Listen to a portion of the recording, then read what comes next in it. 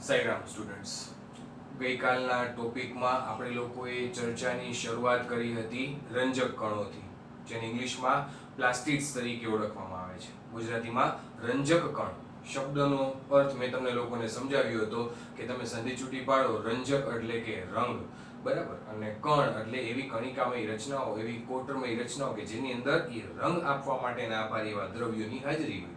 રંજક કણ અથવા તો પ્લાસ્ટિડ્સ. પહેલી વસ્તુ તો એ વિદ્યાર્થી મિત્રો, થોડુંક પહેલા આપણે રંજક કણો વિશેનું જે આપણે આગળ ચર્ચા કરી ગયા, ગઈકાલે ચર્ચા કરી ગયા, એનું આપણે થોડું ક્વિક રિવિઝન કરી લઈએ, પછી આપણો નવો ટોપિક ચાલુ કરીએ. તો રંજક કણની અંદર આપણે લોકોએ જોયું કે એની હાજરી તો એ વનસ્પતિ કોષની લાક્ષણિકતા છે.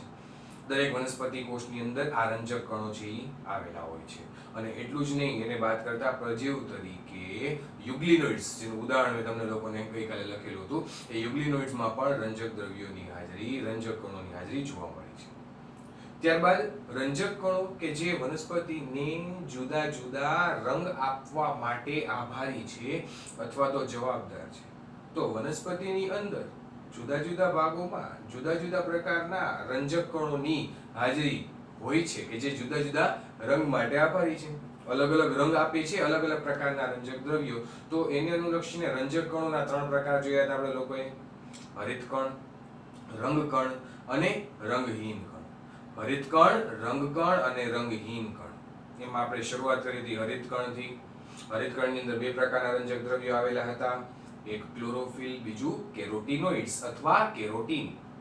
ક્લોરોફિલ અને કેરોટીનોઇડ્સ બે પ્રકારના રંજક દ્રવ્યો હરિતકણની અંદર હાજર, અને એના વિશે ચર્ચા આપણે કરી ગયા કે બંને રંજક દ્રવ્યો જે છે તેઓ સૂર્યપ્રકાશનું પ્રકાશસંશ્લેષણની જે પ્રક્રિયા થતી હોય, પ્રકાશસંશ્લેષણની પ્રક્રિયા દરમિયાન સૂર્યપ્રકાશનું શોષણ કરે છે, અને પ્રકાશ શક્તિનું શોષણ કરવા માટે એ બંને રંજક દ્રવ્યો વનસ્પતિ કોષને મદદરૂપ થાય છે.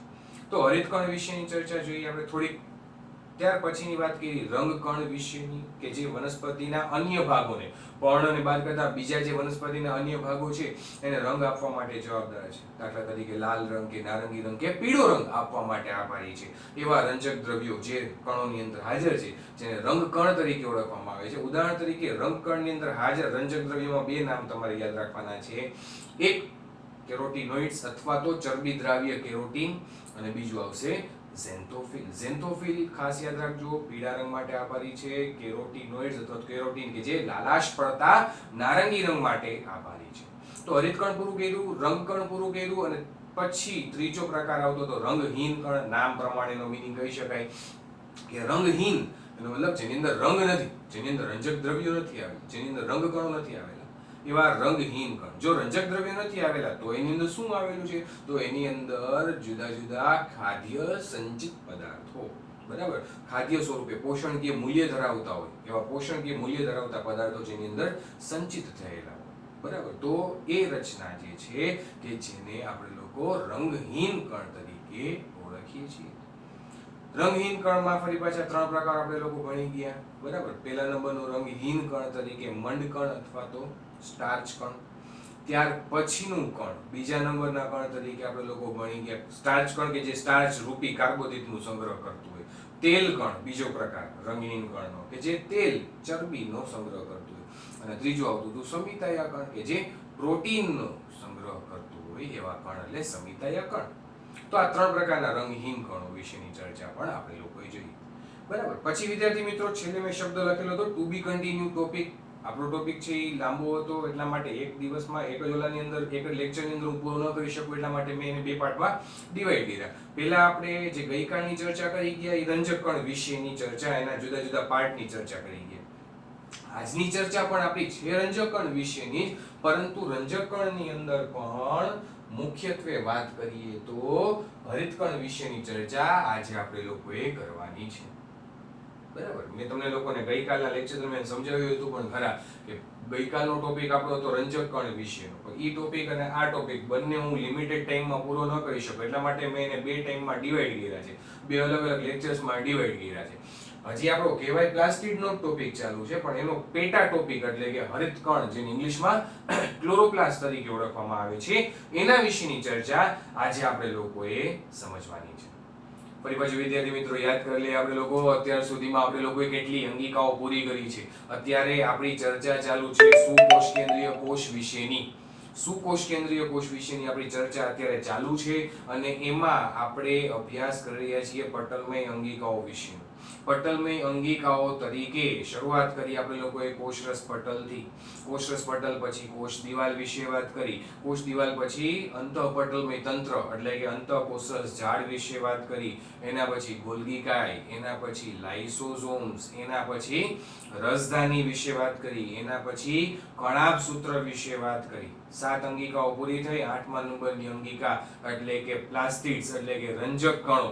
એ રંજક કણોની અંદર 8મા નંબરની અંગિકા તરીકે હવે આપણે આજે ચર્ચા આગળ વધારવાની છે હરિતકણ વિશેની. બરાબર છે? તો ખાસ ધ્યાનમાં રાખજો, સમજવાનો પ્રયાસ કરજો, એકદમ ફૂલી કોન્સન્ટ્રેશન સાથે આપણે લોકો આને સમજશું. ફરી પાછું વિદ્યાર્થી મિત્રો તમને કહી દઉં એ પ્રમાણે ઓડિયો અને વિડિયો બે વસ્તુ સામસામે રાખી છે જેના થકી તમને આકૃતિ આવડી જશે, આકૃતિ સમજાઈ જશે, આકૃતિનો બધો નામ નિર્દેશ તમને ખબર હશે તો એના આધારે તમે ઈઝીલી વર્ણન છે લખી શકશો. Board exam point of view તમારું વર્ણન જે છે 3 માર્ક્સનું 4 માર્ક્સનું વર્ણન તમારું આ ક્વેશ્ચન છે એ આકૃતિ સહ 4 માર્ક્સ માટે પૂછી શકે. બરાબર? રેગ્યુલર સ્કૂલ એક્ઝામ દરમિયાન પણ આ ક્વેશ્ચન છે એ આકૃતિ સહ 4 માર્ક્સ માટે પૂછી શકે. તો એ 4 માર્ક્સના એક્ઝામ જે પેપર હશે, ક્વેશ્ચન હશે, એ ક્વેશ્ચનની અંદર તમારે 1.5 માર્ક્સ તો આકૃતિનો હશે. નામ નિર્દેશયુક્ત આકૃતિ તમે ડ્રો કરો એટલે તમને એનો 1.5 માર્ક્સ મળે. જો તમે આકૃતિ સ્કીપ કરી નાખો, આકૃતિ મૂકી દો, આકૃતિ નહીં આવડતી હોય તો એ 1.5 માર્ક્સ નીકળી જશે, 2.5 માર્ક્સનો જ તમારો ક્વેશ્ચન થઈ જશે. એટલા માટે તમને અગાઉ પણ ચર્ચા થઈ ગઈ છે પ્રમાણે ફરી પાછું અત્યારે કહી દઉં કે આકૃતિ આપણા માટે ઇમ્પોર્ટન્ટ છે. હવે આજની ચર્ચા છે આપણી હરિતકણ અથવા તો ક્લોરોપ્લાસ્ટ વિશે કે જેને આપણે લોકો વનસ્પતિ કોષના, જેમ કે કણાભ સૂત્રની લાક્ષણિકતા હતી શક્તિઘર. બરાબર છે? Power house of cell. કણાભ સૂત્રને પાવર હાઉસ ઓફ સેલ તરીકે આપણે લોકોએ નામકરણ કર્યું હતું. એવી જ રીતે હરિતકણ વિશે આજની ચર્ચા તમને બધા લોકોને યાદ જ છે કે હરિતકણ એટલે કોષનું રસોડું, કિચન ઓફ ધ સેલ. રસોડા તરીકે જેને લેવામાં આવે છે, ઓળખવામાં આવે છે. અને આ હરિતકણને શું કામ રસોડું કીધું છે, એની પાછળનું મૂળભૂત તાત્પર્ય શું છે, એના વિશેની ચર્ચા, હરિતકણની આકૃતિ વિશેની ચર્ચા હવે થોડીક વધુ ડિટેલમાં આપણે આજે અહીંયા શીખવાની છે, આજે અહીંયા ભણવાની છે. બરાબર? હરિતકણ શબ્દથી તમે બધા પરિચિત છો, પરંતુ હરિતકણની જે આકૃતિ છે, એની આંતરિક રચનાઓ છે, એની આંતરિક રચનાઓની જે ગોઠવણી છે, એ બધી વસ્તુની ચર્ચા એ આજે આપણે લોકોએ કરવાની છે. તો જોઈએ બધા લોકો. જો પહેલા હું તમને લોકોને આકૃતિ સમજાવી દઉં. આકૃતિ સમજાઈ જશે એટલે વર્ણન પ્યોરલી એના આધારિત જ છે. આકૃતિ સમજાઈ જશે તો વર્ણન એના આધારે જ છે. બરાબર? બીજું કંઈ કરતા કંઈ તમારે નવું અને વધારાનું યાદ નહીં રાખવું પડે. એટલા માટે તમે લોકો ફાયદામાં રહેશો. આવા ક્વેશ્ચન્સની અંદર અંતઃકોષરસ ઝાડવાળો ક્વેશ્ચન પૂછાય, કણાભ સૂત્રવાળો ક્વેશ્ચન પૂછાય, કોષ કેન્દ્ર પટલવાળો ક્વેશ્ચન પૂછાય, ગોલ્ગી કાયને લગતો ક્વેશ્ચન પૂછાય, હરિતકણને લગતો ક્વેશ્ચન પૂછાય. તો આ બધા ક્વેશ્ચન્સ છે એ તમારા રોકડા માર્ક્સ તમને આપી શકે છે, કારણ કે બધા જ આકૃતિ આધારિત ક્વેશ્ચન્સ છે. આકૃતિ તમને આવડવી જોઈએ. આકૃતિ આવડે એટલે તમે એનું વર્ણન કરી શકો. જો બધા લોકો આકૃતિ સૌપ્રથમ શરૂઆત કરીએ. આકૃતિ પ્રમાણે તમે લોકો જોઈ શકો છો કે અહીંયા એક લેન્સ આકારની રચના મેં હરિતકણની ડ્રો કરેલી છે. આ જે રચના છે એ રચનામાં તમે લોકો જોઈ શકો છો કે 2 પટલ દર્શાવ્યા છે, જે આકૃતિ મુજબ આપણે આગળ ચર્ચા પણ કરી ગયા કે અમુક અંગિકાઓ એવી છે કે જે એક જ પટલ વડે આવૃત હોય, અમુક અંગિકાઓ એવી છે કે જે 2 પટલ વડે આવૃત હોય. કઈ અંગિકાઓ બેવડા પટલયુક્ત છે, કઈ અંગિકાઓ એક વડા પટલયુક્ત છે, એના વિશેની ચર્ચા પણ આપણે અગાઉના લેક્ચર્સ દરમિયાન કરી ગયા છે. મેં તમને સમજાવ્યું છે કે ભાઈ કોષ કેન્દ્ર ઉપર આવેલું કોષ કેન્દ્ર પટલ તો એ બેવડી પટલમય રચના છે.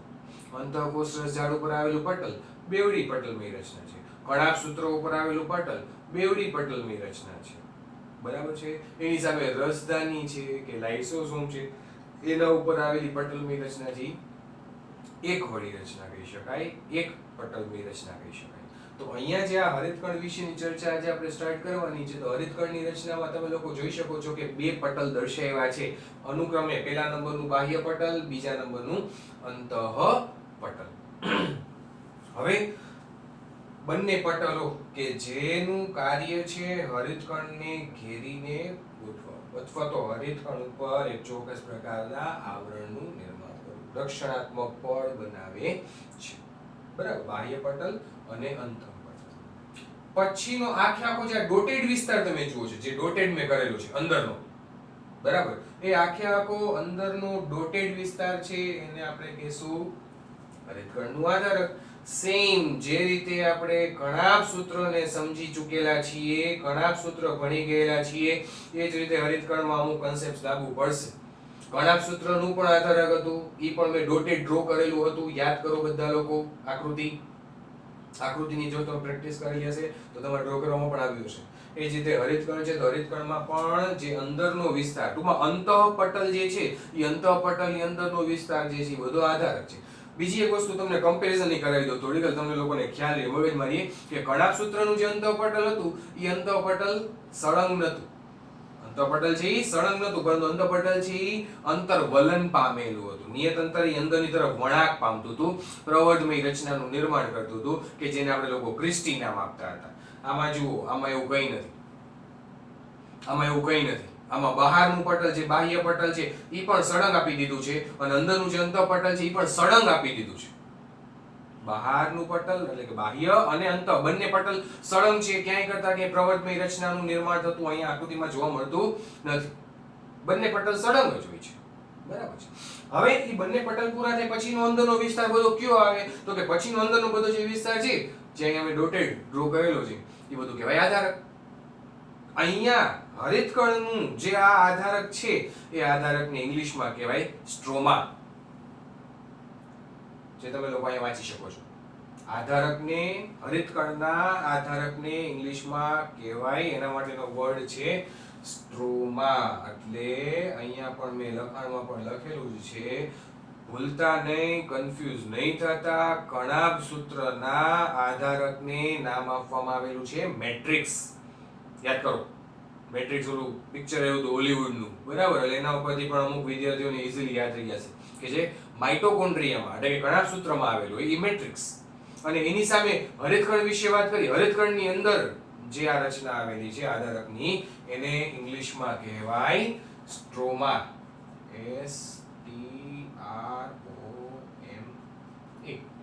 STROMA, stroma. ઇંગ્લિશમાં એને શું કહેવાય? સ્ટ્રોમા તરીકે એને લેવામાં આવે છે, ઓળખવામાં આવે છે. આધારક, હરિતકણનું આધારક એટલે સ્ટ્રોમા.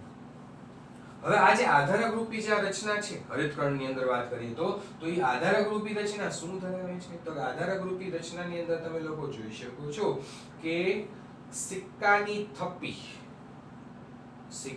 થપ્પી બોલું છું શબ્દ, સિક્કાની થપ્પીની માફક અહીંયા જુદા જુદા ઘણા બધા ગ્રેનમ તમે લોકો જોઈ શકો છો. ઉદાહરણ તરીકે સમજાવું છું, આ એક થપ્પી, આ બીજી થપ્પી, આ ત્રીજી થપ્પી, આ ચોથી થપ્પી, આ પાંચમી અને આ છઠ્ઠી, 6 થપ્પી મેં ડ્રો કરી છે. 6 થપ્પી મેં ડ્રો કરી છે. દરેક થપ્પીને ઇંગ્લિશમાં કહેવાય ગ્રેનમ. દરેક થપ્પીને ઇંગ્લિશમાં શું કહેવાય? ગ્રેનમ.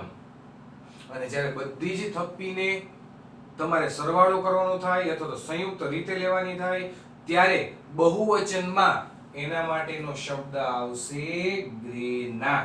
ભૂલતા નહીં, ફરી પાછું શબ્દ બોલું છું. શું છે ગ્રેનમ, ગ્રેના શું છે, થાઇલેકોઇડ શું છે, બધી વસ્તુ તમને લોકોને સમજાવીશ વિડિયો દરમિયાન, રેકોર્ડિંગ દરમિયાન.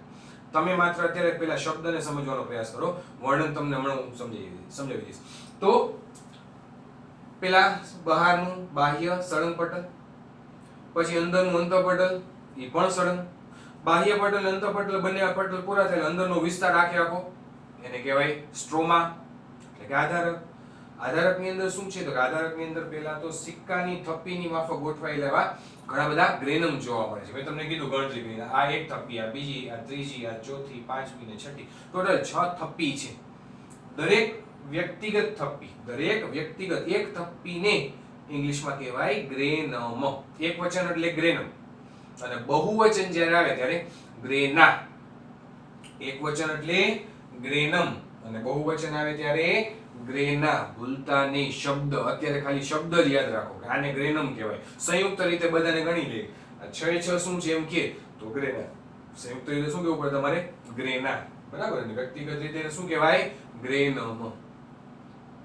હવે આપણને પ્રશ્ન એમ થાય કે સર એક થપ્પી જે છે, બરાબર, એમાં તમે કીધું કે સિક્કાની થપ્પી, બરાબર, તે થપ્પીમાં આવેલું છે શું? કોની થપ્પી છે કે જે ભેગી મળી અને એક ગ્રેનમ બનાવે છે? એ કોની થપ્પી છે કે જે ભેગા મળી અને એકબીજા ઉપર સિક્કાની થપ્પીની માફક ગોઠવાય અને એક ગ્રેનમ બનાવે છે? તો એ થપ્પી કોની છે? થાઇલેકોઇડ. એ થપ્પી કોની છે? થાઇલેકોઇડ. એટલે નાનામાં નાનો એકમ કયો? થાઇલેકોઇડ. એક એકમ છે, આ એક એકમ તમે જોઈ શકો, આ એક રાઉન્ડ મેં ડ્રો કર્યું છે, આ એક રાઉન્ડ, એક થાઇલેકોઇડ, એના ઉપર બીજો થાઇલેકોઇડ, એના ઉપર ત્રીજો થાઇલેકોઇડ. જો મેં દર્શાવ્યું છે, આકૃતિમાં પણ દર્શાવ્યું છે, તમને લોકોને ખ્યાલ આવે. આ 1, આ 2, આ 3, 4, 5, 6, 7, 8, 9. 9 થાઇલેકોઇડ એકબીજા પર ગોઠવાય અને એને એક થપ્પી બનાવી. 9 થાઇલેકોઇડ એકબીજા પર ગોઠવાય અને એક થપ્પી બનાવી. એ થપ્પી એટલે એક ગ્રેનમ. એક થપ્પી એટલે એક ગ્રેનમ. એ જ રીતે આમાં તમે જોઈ શકો 1 2 3 4 ચાર જ થાઇલેકોઇડ છે. ચાર થાઇલેકોઇડ ભેગા મળી અને બીજી એક થપ્પી બનાવી. એ પણ ગ્રેનમ. અહીંયા 1 2 3 4 5 6 7 8 9 9 થાઇલેકોઇડ ભેગા મળી અને એને થપ્પી બને. એક ગ્રેનમ. બરાબર. તો એવી રીતે 6 અલગ અલગ ગ્રેનમ, 6 અલગ અલગ થપ્પી કેના દ્વારા નિર્માણ પામી છે? તો કે થાઇલેકોઇડ દ્વારા, જે તમે લોકો આકૃતિમાં જોઈ શકો છો. તો ઈ થાઇલેકોઇડ દ્વારા આવી રીતે ઈ થાઇલેકોઇડ છે એકબીજા ઉપર હંમેશા સિક્કાની થપ્પીની માફક ગોઠવાય અને દરેકે દરેક થાઇલેકોઇડ એકબીજા પર સિક્કાની થપ્પીની માફક ગોઠવાય અને એક આખી થપ્પીની રચના કરે, એક આખી ગોઠવણી બનાવે. ઈ એક ગોઠવણીને કહેવાય ગ્રેનમ અને સંયુક્ત રીતે એને કહેવાય ગ્રેના. આ 6 એ 6 થપ્પીને હું સંયુક્ત રીતે સરવાળો કરું અથવા તો ગણતરી કરું તો બહુવચન ગ્રેના, એકવચન ગ્રેનમ. બહુવચન અને એકવચન શબ્દથી તમે બધા લોકો પરિચિત છો. એકવચનમાં હું આને એકને શું કહીશ? ગ્રેનમ. હું આને એકને ગ્રેના ન કહી શકું. હું આ એક થપ્પીને મારે શું કહેવું પડે? ગ્રેનમ. આ બીજી થપ્પીને મારે શું કહેવું પડે? ગ્રેનમ. ત્રીજી થપ્પીને ગ્રેનમ. ચોથી, પાંચમી, છઠ્ઠી બધી ગ્રેનમ. પણ 6 એ 6 ભેગી મળીને ગ્રેના. બહુવચન. 6 એ 6 ભેગી મળીને શું બનાવશે? ગ્રેના, એટલે કે બહુવચન. તો બહુવચન માટેનો શબ્દ છે ગ્રેના. પછી તમે જોઈ શકો છો આંતરગ્રેનમ પટલ. અન્ય એક નામ આંતરગ્રેનમ પટલ. નામ પ્રમાણે એનો મીનિંગ ફરી પાછો સમજીએ. આંતરગ્રેનમ પટલ.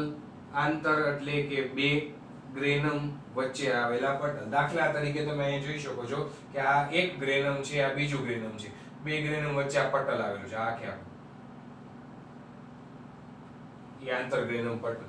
પછી અહીંયા આંતરગ્રેનમ પટલ, આ જગ્યાએ આંતરગ્રેનમ પટલ, આંતરગ્રેનમ પટલ. બરાબર. આ બધું આંતરગ્રેનમ પટલ. નામ પ્રમાણેનો મીનિંગ શું થાય કે બે ગ્રેનમ, જે બે થપ્પી છે એ બે થપ્પીને જોડતી રચના. બે થપ્પી છે એ બે થપ્પીને જોડતી રચના. વચ્ચે આવેલું જે પટલ છે એ વચ્ચે આવેલું પટલ, એ જોડતી રચના જે છે એને કહેવાય આંતરગ્રેનમ પટલ.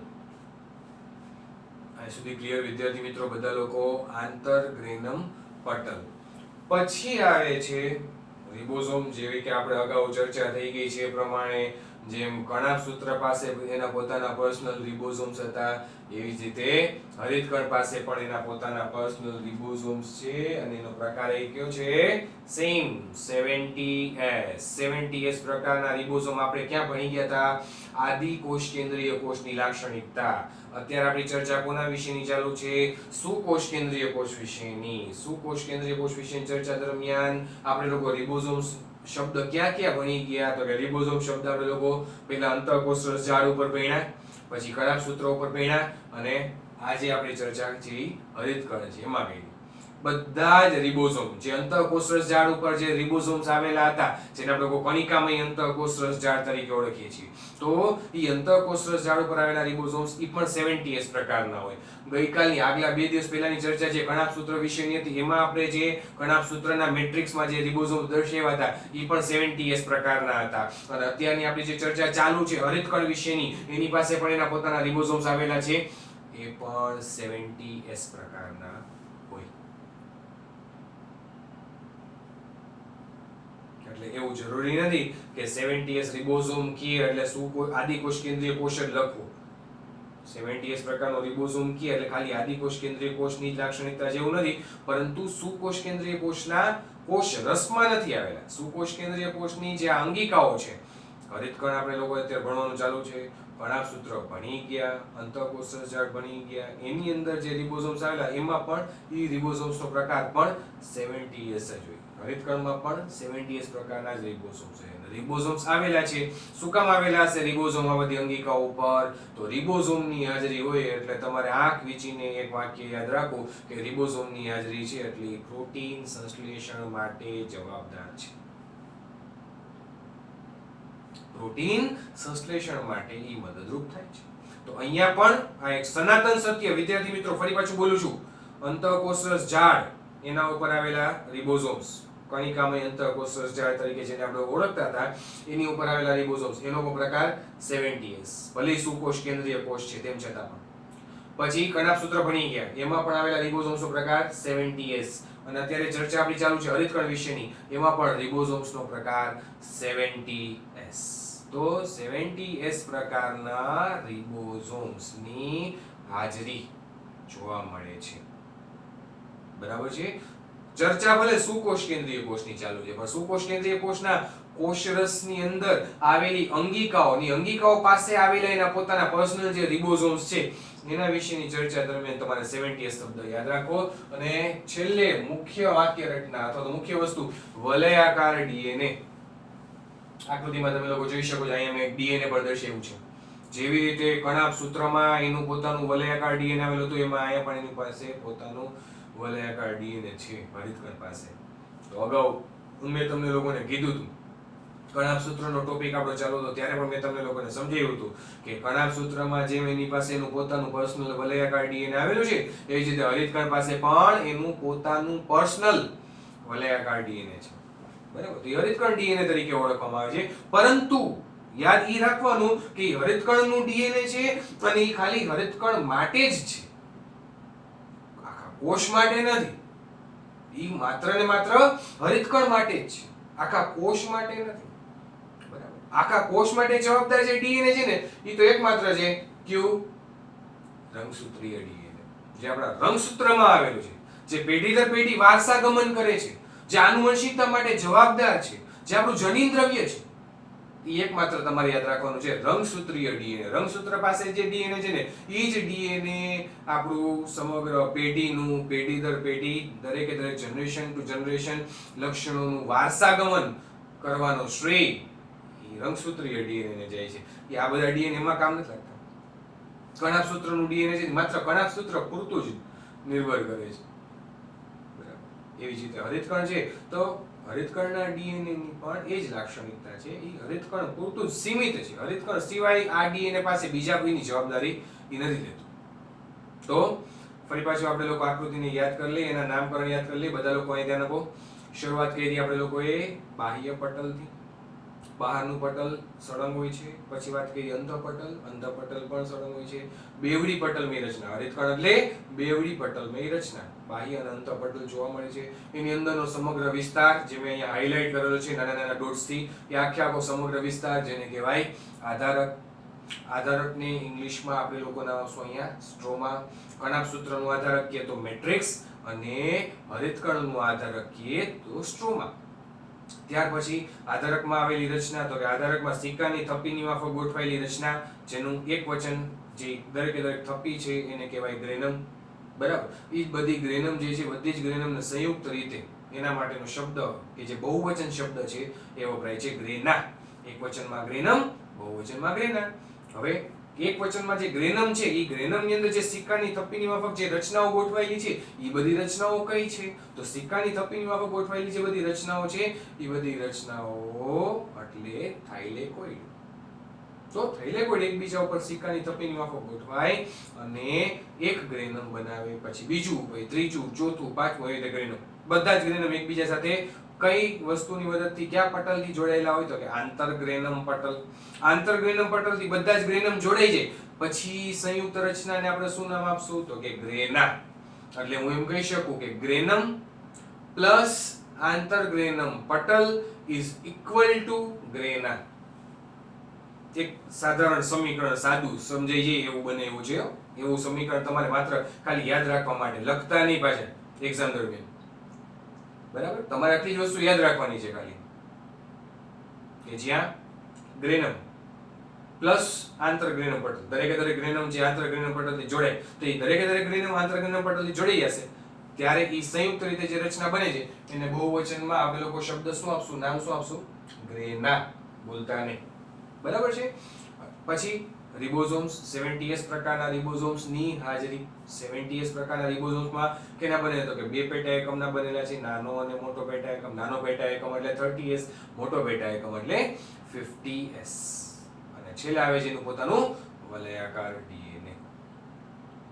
બસ આટલા નામ તમારે યાદ રાખવાના છે. દરેકે દરેક નામ ઉપરથી તમે એક એક વાક્ય રચના બનાવી શકો. જે 10-12 જેટલા નામ આવ્યા, બરાબર, એ બધા જ નામ ઉપરથી તમે એક એક વાક્ય રચના બનાવી શકો. અને પછી હરિતકણનું શું કાર્ય છે એના વિશે થોડું વર્ણન લખી નાખો એટલે એક ક્વેશ્ચન આપો તમારો. હવે આટલી વસ્તુ તમને યાદ રહી ગઈ તેના આધારે મારે તમને વર્ણન કહેવાનું છે. તો સ્ટાર્ટ કરીએ. વર્ણન, આકૃતિ આધારિત વર્ણન. આકૃતિમાં બેવડું પટલ જોયું, આધારક વિસ્તાર જોયો, આધારક વિસ્તારમાં ગ્રેનમ જોયું, ગ્રેનમની જોડતી રચના આંતરગ્રેનમ પટલ જોયું, એ આંતરગ્રેનમ પટલ અને ગ્રેનમ ભેગા મળીને આખે આખું જે સંયુક્ત રીતે બન્યું ગ્રેના વિશે વાત કરી, રિબોઝોમ 70s પ્રકારના એના વિશે વાત કરી અને વલયાકાર ડીએનએ વિશે વાત કરી. તો સ્થાન, આકાર, કદ અને સંખ્યા, ચાર મુદ્દા મેં ઓલરેડી અહીં લખી દીધા છે. સ્થાન, આકાર, કદ, સંખ્યા. આવી જ રીતે એક્ઝામમાં લખું, આવી જ રીતે હેડિંગ આપતા જાવ, પેટા હેડિંગ આપતા જાવ અને આન્સર લખો એક્ઝામમાં. જેના થકી તમારો જે આ પ્રશ્નનો જવાબ છે ને એ જવાબ બીજા અન્ય વિદ્યાર્થીઓ કરતા તમારો આ જવાબ જે હશે ને એ જવાબ કંઈક અલગ પડશે. અને આપણો જવાબ અલગ પડશે ને એ જ આપણને થોડુંક બીજા કરતા અલગ બતાવી શકશે. નકર આપણે બધા જેવા જ લાગશું, એક સરખા જ. બરાબર, તો આન્સરમાં બધા જેવું કોમન જ આવશે. તો તમારો જવાબ તમે કઈ રીતે લખો છો બોર્ડ એક્ઝામમાં આગળ જેમ જેમ આપણો સિલેબસ પૂરો થતો જશે તેમ તેમ હું તમને લોકોને વચ્ચે એ વસ્તુ પર સમજાવીશ. એક્ઝામ પોઈન્ટ ઓફ વ્યૂ તમારે કયા મુદ્દાઓ ધ્યાનમાં રાખવા, શું ધ્યાનમાં રાખવું એ બધું હું તમને કહીશ. કેવી રીતે બાયોલોજીનું પેપર અટેન્ડ કરવું એ બધી વસ્તુ હું તમને ચર્ચા કરીશ. બરાબર છે. પણ આ બધી વસ્તુ ખાસ અગત્યની છે. આકૃતિ છે, નામ નિર્દેશ છે, અલગ અલગ હેડિંગ આપવા આન્સરની અંદર, જ્યાં જ્યાં મુખ્ય શબ્દો આવતા હોય મુખ્ય શબ્દો નીચે એને હાઇલાઇટ કરવું, અંડરલાઇન કરવી વગેરે વસ્તુ જે તમને 10મા ધોરણમાં એક બધાનો અનુભવ થઈ જ ગયો છે એ જ વસ્તુ તમારે કન્ટિન્યુ રાખવાની રહેશે 12મા ધોરણમાં પણ અથવા તો તમારા બોર્ડ એક્ઝામ દરમિયાન. તો આવી જ વસ્તુ છે કે જે તમે આન્સર તમારો તમે કંઈક અલગ પાડી શકો, કંઈક અલગ બનાવી શકો કે જે તમને બીજાથી કંઈક ડિફરન્ટ બનાવે. બરાબર, તો સ્થાન તમારા ટેક્સ્ટબુક ના જ મુદ્દા છે પણ મેં અલગ રીતે દર્શાવ્યા છે. સ્થાન, તો હરિતકણનું સ્થાન ક્યાં આવેલું છે? તો કે લીલી વનસ્પતિમાં. દરેક લીલી વનસ્પતિમાં હરિતકણ આવેલા છે. લીલી વનસ્પતિમાં કેની અંદર? તો કે લીલી વનસ્પતિમાં પર્ણ આવેલા છે. ઈ પર્ણમાં ફરી પાછો આપણને પ્રશ્ન એમ થાય કે સર પર્ણમાં પણ કેની અંદર હરિતકણ છે એ આવેલું જોવા મળે? તો કે લીલી વનસ્પતિમાં પર્ણની અંદર, અને પર્ણની અંદર મધ્ય પર્ણપેશીના કોષોમાં. મધ્ય પર્ણપેશી માની લો કે ખુલ્લું પર્ણફલક હોય તેનો વચ્ચેનો જે ભાગ છે મધ્ય ભાગ એ મધ્ય ફલક કહેવાય. બરાબર, અથવા તો મધ્ય પર્ણ કહેવાય. એ જે મધ્ય ફલક છે એ મધ્ય પર્ણ છે એની અંદર રહેલી જે પેશીઓ છે એ પેશીમાં આ હરિતકણ યુક્ત કોષોની હાજરી હોય છે. આખે આખું પર્ણ છે એ પ્રકાશલેશનો ભાગ નથી લીધું, પ્રમાણમાં એની કિનારી વાળો ભાગ છે એ ઓછો ભાગ લેશે, પરંતુ જે સેન્ટર કેન્દ્રસ્થ ભાગ છે મધ્ય ભાગ છે ને એ મધ્ય ભાગ કે જ્યાં હરિતકણોની માત્રા એની સંખ્યા વધુ હોય એટલે એ ભાગ છે એ વધુમાં વધુ પ્રકાશ સંશ્લેષણની પ્રક્રિયામાં ભાગ ભજવતું હોય છે. તો સ્થાન છે એનું લીલી વનસ્પતિમાં, લીલી વનસ્પતિમાં પર્ણમાં આવેલા છે. પર્ણની અંદર મધ્ય પર્ણપેશીના જે કોષો છે ને એ મધ્ય પર્ણપેશીના કોષોમાં સ્થાન પામેલું છે. આકાર વિશે વાત કરીએ તો લેન્સ આકાર, ગોળાકાર, અંડાકાર કે પટ્ટી આકાર. અહીંયા તમે જોઈ શકો છો લેન્સ આકાર રચના દર્શાવી છે. એને વાત કરતા તમે એને ગોળાકારે દર્શાવી શકો, અંડાકારે દર્શાવી શકો, પટ્ટી આકારે દર્શાવી શકો. બરાબર, એના નિશ્ચિત આકાર છે. પહેલું એનું સ્થાન, પછી એનું આકાર, પછી એનું કદ. લંબાઈ છે એની 5 થી 10 માઇક્રોમીટર. આંકડાકીય માહિતી એકે ભૂલતા નહીં, બની શકે ત્યાં સુધી યાદ રાખવાનો પ્રયાસ કરજો. કદ માં લંબાઈ છે 5 થી 10 માઇક્રોમીટર અને પહોળાઈ છે એની 2 થી 4 માઇક્રોમીટર. અને છેલ્લે આવે છે સંખ્યા. તો દર પ્રત્યેક મધ્ય પર્ણકોષ, મધ્ય પર્ણની અંદર આવેલો એક કોષ જે પર્ણ છે એ પર્ણનો મધ્ય ભાગ, પર્ણનો મધ્ય ભાગ એટલે મધ્ય પર્ણ. દાખલા તરીકે અહીંયા જો બધા લોકો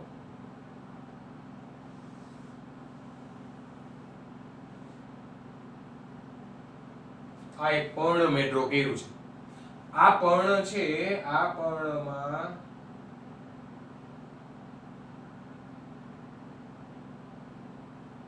આટલો વિસ્તાર જે મેં ડ્રો કર્યો છે ઈ મધ્ય પર્ણ છે. ડોટેડ જેટલો ભાગ ડ્રો કર્યો છે ઈ મધ્ય પર્ણ છે. આ આખો વિસ્તાર જે છે એટલો આ મધ્ય પર્ણ કહેવાય અથવા તો મધ્ય પર્ણ પેશી કહી શકાય. અને આ જે મધ્ય પર્ણ પેશી છે એમાં આવેલા કોષોમાં હરિતકણની સંખ્યા વધુ હોય છે. તો લંબાઈ એની 5 થી 10 માઇક્રોમીટર, પહોળાઈ એની 2 થી 4 માઇક્રોમીટર છે. સંખ્યામાં દરેક મધ્યપર્ણ કોષમાં 20 થી લઈ અને 40 હરિતકણની હાજરી જોવા મળે છે. ઓછામાં ઓછા 20 હરિતકણ પ્રત્યેક કોષની અંદર. એક કોષમાં હરિતકણની સંખ્યા ઓછામાં ઓછા 20, વધુ 40.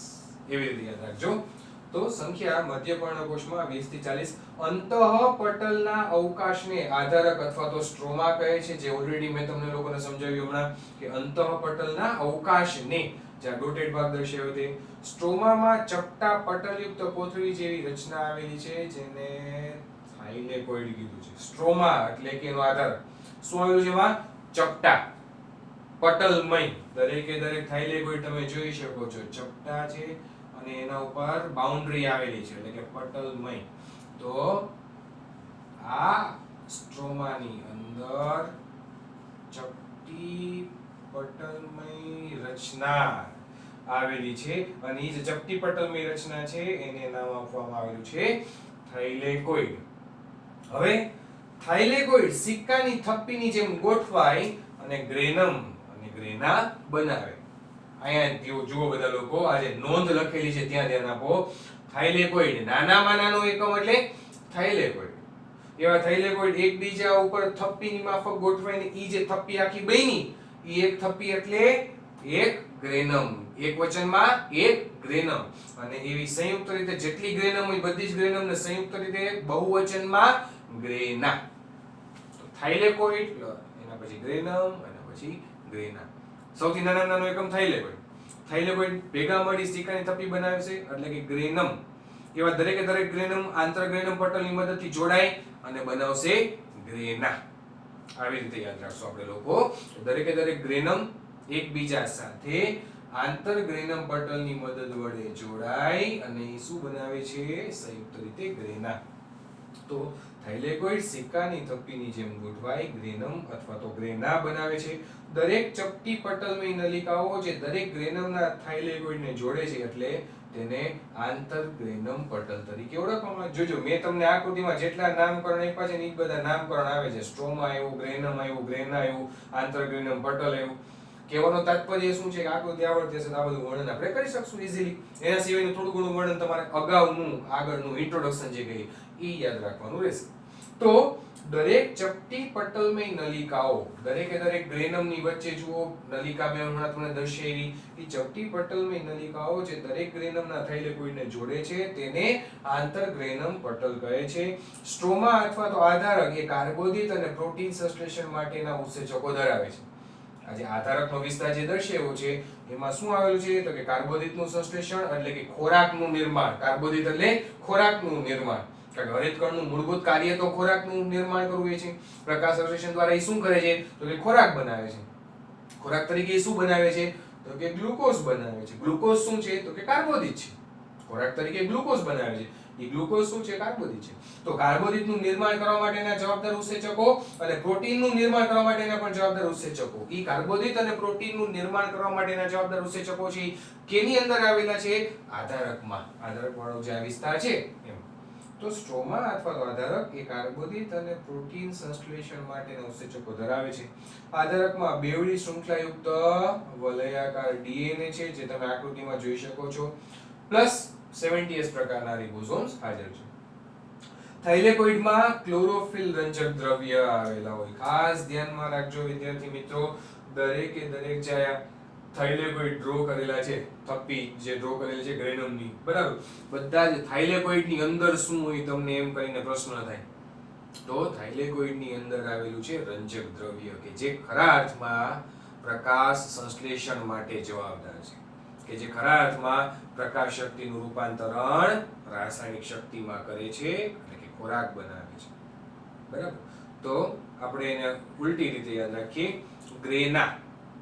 ગ્રેના કોને કહેવાય? તો કે ગ્રેનાની અંદર ગ્રેનમ આવી જાય અને આંતરગ્રેનમ પટલ આવી જાય. હવે ઈ આંતરગ્રેનમ પટલ દરેકે દરેક ગ્રેનમને જોડે ત્યારે ગ્રેના બન્યું. દરેક ગ્રેનમની અંદર શું આવે? તો દરેક ગ્રેનમની અંદર આવશે થાઇલેકોઇડ, કે જે ચપટી પટલમય રચના છે. ઈ ચપટી પટલમય રચનાને શું કહેવાય? થાઇલેકોઇડ. થાઇલેકોઇડ ભેગા મળીને શું બનાવે? તો કે ગ્રેનમ. હવે ઈ થાઇલેકોઇડ ની અંદર શું આવેલું? આ જે દરેકે દરેક થાઇલેકોઇડ છે એ થાઇલેકોઇડ ની અંદર આવેલા હોય રંજક દ્રવ્યો. રંજક દ્રવ્ય તરીકે ક્લોરોફિલ ની હાજરી ઈ થાઇલેકોઇડ ની અંદર હોય. આ જે થાઇલેકોઇડ છે એ થાઇલેકોઇડ ની અંદર શું આવેલું હોય? ક્લોરોફિલ રંજક દ્રવ્ય. ઈ ક્લોરોફિલ રંજક દ્રવ્યનું કાર્ય શું? પ્રકાશ શક્તિનું શોષણ કરવું. જે વનસ્પતિના લીલા ભાગો એટલે કે પર્ણ દ્વારા જે પ્રકાશ શક્તિનું શોષણ થાય છે ઈ પ્રક્રિયા પ્રકાશ શક્તિના શોષણની પ્રક્રિયા ઈ આ ક્લોરોફિલ દ્વારા થાય. ઈ ક્લોરોફિલ નામના રંજક દ્રવ્ય કેમાં આવેલા છે? તો કે થાઇલેકોઇડમાં. થાઇલેકોઇડ કેમાં આવેલા છે? તો કે ગ્રેનમમાં. ઈ ગ્રેનમ આંતરગ્રેનમ પટલની મદદ વડે જોડાઈને શું બનાવે? તો કે ગ્રેના. તો થાઇલેકોઇડમાં ક્લોરોફિલ રંજક દ્રવ્યો હાજર છે. હરિતકણમાં આવેલ રિબોઝોમ્સ 70S પ્રકારના. કોષરસમાં આવેલા રિબોઝોમ્સ 80S કરતા નાના હોય છે. હજી કોષરસમાં આવેલા રિબોઝોમ્સ, આ જે 80S પ્રકારના રિબોઝોમ્સ છે એના વિશેનું વર્ણન હજી તમારે સમજવાનું બાકી છે. રિબોઝોમનો ટોપિક આપણો સુકોષ કેન્દ્રીય કોષોનો હજી આપણે નથી ભણ્યા. આપણે 70S પ્રકારના રિબોઝોમ ભણ્યા છીએ કે જે આદિકોષ કેન્દ્રીય કોષની લાક્ષણિકતા છે. આ રિબોઝોમ વિશેની ચર્ચા હજી આપણી બાકી છે. તો એ જે સુકોષ કેન્દ્રીય કોષના કોષરસની અંદર આવેલા જે રિબોઝોમ્સ છે એ રિબોઝોમ્સ 80S પ્રકારના હોય. એના કરતા હરિતકણની અંદર આવેલા જે 70S પ્રકારના રિબોઝોમ્સ તમે જોઈ રહ્યા છો એ રિબોઝોમ્સ કદમાં નાના હોય છે. તો આટલી આજની આપણી ચર્ચા હતી હરિતકણ વિશેની. તમારે મુખ્ય શબ્દો ક્યાં યાદ રાખવાના છે મેં ઓલરેડી અહીંયા હાઇલાઇટ કરી દીધા છે. એને વાત કરતા આકૃતિ. આન્સર કેમ લખો? તો સંખ્યા, આકાર, કદ, સ્થાન ઈ ચાર અલગ અલગ હેડિંગ આપીને પહેલા ઈ લખી નાખું, પછી હરિતકણ વિશેનું જે તમને વર્ણન યાદ રહ્યું છે ઈ લખવાનું. આકૃતિની અંદર કેટલા નામ આવે છે ટોટલ જોઈ લ્યો. 1 2 3 4 5 6 7 ને 8. 8 નામ આવે છે. યાદ હોવું જોઈએ આપણને કે હરિતકણની આકૃતિમાં 8 નામ યાદ આવે. પછી તમે જ્યારે તમારે જે હરિતકણની આકૃતિ ડ્રો કરો ત્યારે એ નામ 8 થઈ જાય છે કે નહીં એ જુઓ. બરાબર? તમને એના આધારે ખ્યાલ આવશે કે તમે તમારી રીતે જેટલા નામ નિર્દેશ ટેક્સ્ટ બુકમાં છે એ પ્રમાણે તમે કરી શકો છો કે નહીં. આ રીતે પ્રેક્ટિસ કરો આકૃતિની પ્રેક્ટિસ થઈ જશે એટલે વર્ણન તમને આપોઆપ આવડી જશે. 80% 90% વર્ણન તમારે એક આકૃતિના આધારે લખવાનું છે. થોડું ઘણું જ ઇન્ટ્રોડક્ટરી પાર્ટ તમારે રીતે યાદ રાખવાનો છે કે એનું સ્થાન છે કે વૈજ્ઞાનિકોનું નામ છે કે જેને સંશોધન કર્યું છે એ છે વગેરે.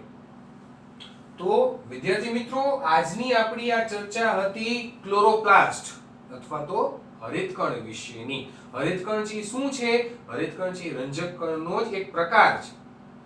હરિતકણ છે રંજક કણનો જ એક પ્રકાર છે. હરિતકણ વિશે તમારે 9મા ધોરણમાં આંગિકા વિશે ભણવામાં આવી ચૂકેલું છે. બરાબર છે? બરાબર. પરંતુ અત્યારે રંજક કણનો ટોપિક આપણો ચાલુ હતો. એની અંદર આપણે લોકોએ હરિતકણ, રંગકણ અને રંગહીન કણ પહેલા રંગના આધારે એના રંજક દ્રવ્યોના આધારે 3 પ્રકાર પ્લાસ્ટિડ્સના જોયા. અને આજે આપણે ખાલી હરિતકણ શું છે એના વિશેની ઓવરઓલ ચર્ચા જોઈએ. તો હરિતકણ 8મા નંબરની અંગિકા તરીકે આજે અહીંયા આવીને આપણી પૂરી થઈ. રંજક કણ અત્યારે આપણે જે આ ટોપિક ચાલુ હતો પ્લાસ્ટિડ્સ, બરાબર, એ પણ આજે અહીંયા આવીને પૂરો થયો. આશા રાખું છું કે તમને લોકોને ટોપિક સમજાઈ ગયો હશે. ન સમજાય તો તમે વિના સંકોચે મને પૂછી શકો છો. શાંતિથી સરસ રીતે સમજવાનો પ્રયાસ કરજો અને સમજી વિચારીને એના આન્સરની પ્રેક્ટિસ કરવી. કોઈ પણ ટોપિકનો આન્સર એના મુદ્દાઓની પ્રેક્ટિસ કરવી. ભૂખવાનો કે મીનિંગ રહેશે નહીં. તો વિદ્યાર્થી મિત્રો આજના માટે આટલું ઇનફ છે. આવતીકાલે ફરી પાછા આપણે લોકો ભેગા થશું નવા ટોપિક સાથે. Thank you.